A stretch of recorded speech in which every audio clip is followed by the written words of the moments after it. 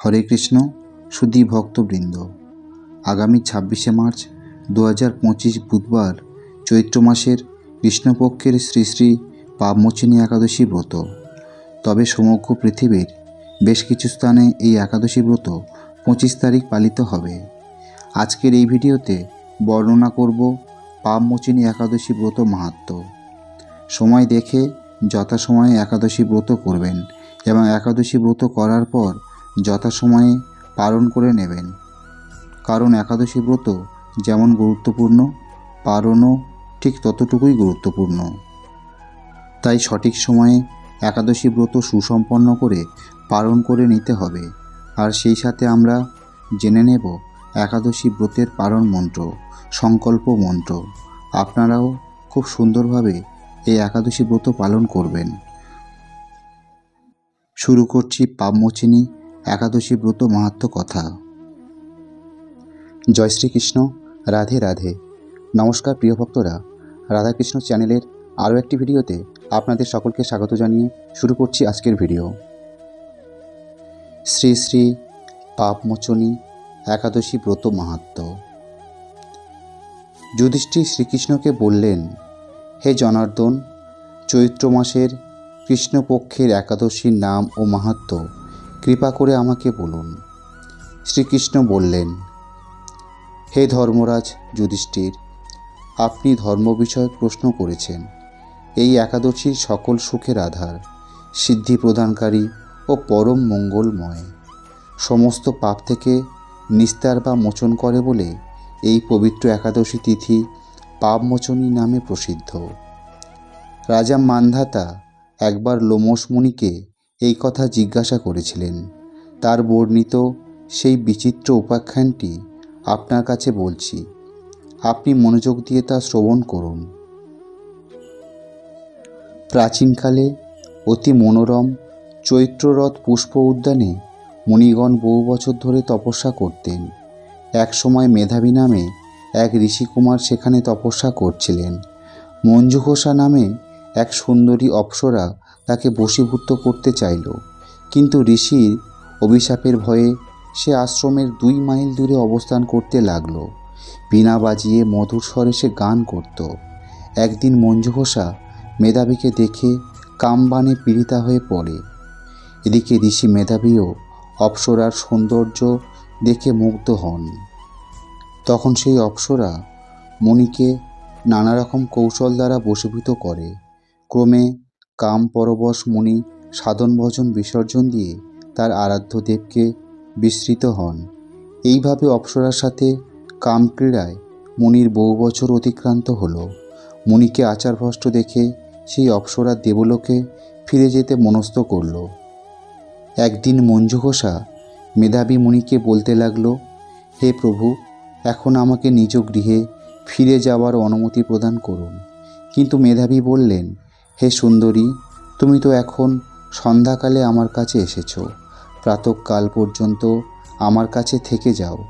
মুনির কথা শুনে অভিশাপ ভয়ে সেই অপ্সরা আরও কয়েক বছর তার সাথে বাস করল। এইভাবে বহু বছর, 55 বছর 9 মাস 7 দিন অতিবাহিত হলো। দীর্ঘকাল অপ্সরার সহবাসে থাকলেও মেধাবীর কাছে তা অর্ধরাত্রি বলে মনে হলো। মঞ্জুঘোষা পুনরায় নিজ স্থানে গমনের প্রার্থনা জানালে মুনি বললেন, এখন প্রাতঃকাল, যতক্ষণ পর্যন্ত আমি সন্ধ্যাবন্দনা না সমাপ্ত করি ততক্ষণ পর্যন্ত তুমি এখানে থাকো। মুনির কথা শুনে ঈষৎ হেসে মঞ্জুঘোষা তাকে বলল, হে মুনিবর, আমার সহবাসে আপনার যে কত বৎসর অতিবাহিত হয়েছে তা একবার বিচার করে দেখুন। এই কথা শুনে মুনি স্থির হয়ে চিন্তা করে দেখলেন যে তার 56 বৎসর অতিবাহিত হয়ে গেছে। মুনি তখন মঞ্জুঘোষার প্রতি ক্রোধ পরবশ হয়ে বললেন, রে পাপিষ্ট, দুরাচারিণী, তপস্যার ক্ষয়কারিণী, তোমাকে ধিক। তুমি পিশাচী হও। মেধাবীর শাপে অপ্সরার শরীর বিরূপ প্রাপ্ত হলো। তখন সে অবনত মস্তকে মুনির কাছে শাপ মোচনের উপায় জিজ্ঞাসা করল। মেধাবী বললেন, হে সুন্দরী, চৈত্র মাসের কৃষ্ণপক্ষিয়া পাপমোচনী একাদশী সর্বপাপ ক্ষয়কারিণী। সেই ব্রত পালনে তোমার পেশাচত্ব দূর হবে। পিতার আশ্রমে ফিরে গিয়ে মেধাবী বললেন, হে পিতা, এক অপ্সরার সঙ্গদোষে আমি মহাপাপ করেছি।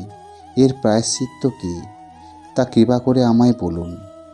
উত্তরে চ্যবনমুনি বললেন, চৈত্র মাসের কৃষ্ণপক্ষিয়া পাপমোচনী একাদশী ব্রতের প্রভাবে তোমার পাপ দূর হবে। পিতার উপদেশ শুনে মেধাবী সেই ব্রত ভক্তিভরে পালন করল। তার সমস্ত পাপ দূর হলো। পুনরায় তিনি তপস্যার ফল লাভ করলেন। মঞ্জু ঘোষাও ওই ব্রত পালনের ফলে পিশাচত্ব থেকে মুক্ত হয়ে দিব্য দেহে স্বর্গে গমন করল। হে মহারাজ, যারা এই পাপমোচনী একাদশী পালন করেন তাদের পূর্বকৃত সমস্ত পাপই ক্ষয় হয়। এই ব্রতকথা পাঠ ও শ্রবণে সহস্র গোদানের ফল লাভ হয়। হরে কৃষ্ণ, রাধে রাধে। তো এই ছিল পাপমোচনী একাদশী ব্রত মাহাত্ম্য কথা। এখানে যে তারিখটি থাকবে সেটা একাদশীর তারিখ, ওই দিন উপবাস থাকতে হবে। আর পাশে যে সময়টা থাকবে সেটা পালনের সময়। আপনার জায়গার নাম অনুযায়ী আপনি দেখে পালন করবেন। এখন একাদশী ব্রতের পালন মন্ত্র ও সংকল্প মন্ত্র বলছি। একাদশীর সংকল্প মন্ত্র। একাদশ্রাং নিরাহার স্থিতা অহম অপরে হহনি হক্কামি পুণ্ডরিকাক্ষ শরণং মে ভাবাচ্যুত। এই মন্ত্র বলে সংকল্প করতে হয়। একাদশী ব্রতের পালন মন্ত্র। অজ্ঞান তিমিরান্ধস্য ব্রতে নানেব কেশব প্রসিদ্ধ সম্মুখ নাথ জ্ঞানদৃষ্টি প্রদভব। এই মন্ত্র বলে পালন করতে হয়। তো এই ছিল আজকের ভিডিওর বিষয়। এই রকম নতুন নতুন ভিডিও সবার আগে পেতে রাধাকৃষ্ণ চ্যানেলটিকে সাবস্ক্রাইব করে পাশে থাকুন। ভিডিওতে লাইক করুন এবং সনাতনী বন্ধুদের কাছে ভিডিওটি শেয়ার করুন, যাতে তারা সনাতন ধর্মের বিভিন্ন বিষয় সম্বন্ধে জানতে পারে এবং সুন্দরভাবে একাদশী পালন করতে পারে। ভালো থাকুন, সুস্থ থাকুন। আবার দেখা হবে পরবর্তী ভিডিওতে।